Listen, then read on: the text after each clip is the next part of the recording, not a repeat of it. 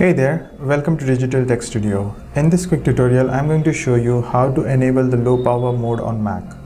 So low power mode is basically a performance setting which will automatically reduce the screen brightness as well as the performance of your Mac, and the consumption from your power adapter or even the battery is reduced. So in order to configure, you can click on this Apple logo here and go to System Settings, which will open the system settings screen, and here in the left side bar you would be able to see this battery, and here you have this first option which says low power mode, which is currently set to only on the battery. Now if you want to use the low power mode even when the power adapter is connected, you can just go and choose only on the power adapter, or you can choose always, which will help in reducing the power consumption on both battery as well as when the power adapter is connected.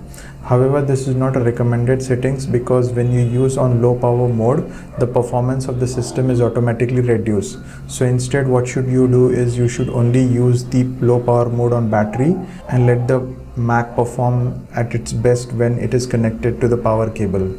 I hope you find this video helpful. Please hit the like button and subscribe if you haven't already. Thank you for watching. Cheers. Have a great day.